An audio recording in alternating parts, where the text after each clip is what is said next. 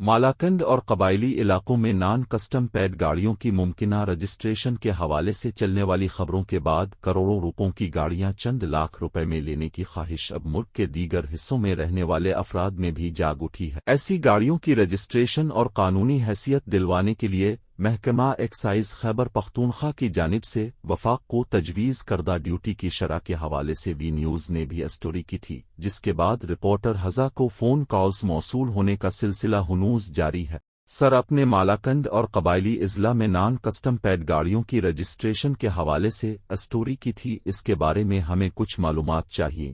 کراچی سے تعلق رکھنے والے عدنان احمد نے اپنا تعارف کرانے کے بعد کہا اور پھر کئی سوال ایک ہی سانس میں پوچھ ڈالے۔ عدنان احمد مالاکنڈ، سرون اور قبائلی اضلاع میں نان کسٹم پیڈ گاڑیوں کی پروفائلنگ کے بعد خیبر پختونخوا حکومت کی جانب سے وفاق کو تجویز کی خبروں کے بعد مالاکنڈ سرون میں نان کسٹم پیڈ گاڑی خریدنے کے بارے میں سوچ رہے ہیں، جس کے بعد ان کے ذہن میں کئی سوالات آئے۔ فون پر انہوں نے پہلا سوال یہ پوچھا کہ کیا یہ ایمنسٹی اسکیم صرف مالاکنڈ، سرون اور قبائلی اضلاع کے مکینوں کے لیے ہے یا ملک کے دوسرے علاقوں کے شہری بھی اس سے استفادہ کر سکتے؟ صرف عدنان احمد ہی نہیں بلکہ کراچی، لاہور، فیصل آباد اور دیگر شہروں سے بھی لوگ فون، میسیجز، واٹس ایپ اور فیس بک پر رابطہ کر کے اس حوالے سے پوچھ رہے ہیں، اور سب کا سوال تقریباً ایک ہی ہے کہ کیا وہ بھی اس اسکیم سے فائدہ اٹھا سکتے ہیں؟ محکمہ ایکسائز خیبر پختونخوا نے صوبائی ایپکس کمیٹی کے فیصلے کی روشنی میں دسمبر 2023 سے مالاکنڈ، سرون اور قبائلی اضلاع میں نان کسٹم پیڈ گاڑیوں کی پروفائلنگ کا آغاز کیا تھا، جس کے دوران ان علاقوں میں لوگوں کے زیر استعمال اور شو رومز میں کھڑی گاڑیوں کے ماڈلوں میں انجن پاور، مالک کا نام سمیت دیگر تفصیلات FBR کے ڈیٹا میں شامل کی گئی ہے۔ ایکسائز دستاویز کے مطابق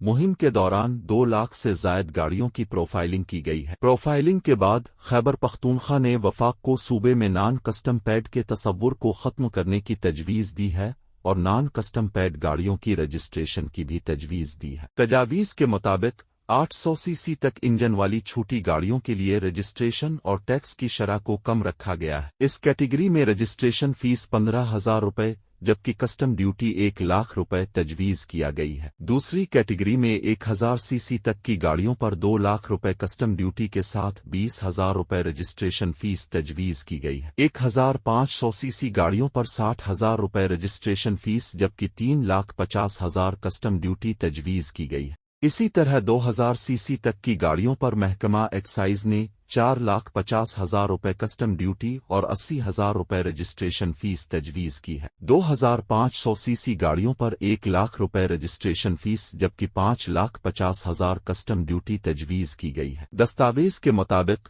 2500 سی سی سے زائد گاڑیوں پر 2 لاکھ روپے رجسٹریشن فیس جبکہ 7 لاکھ روپے کسٹم ڈیوٹی تجویز کی گئی ہے۔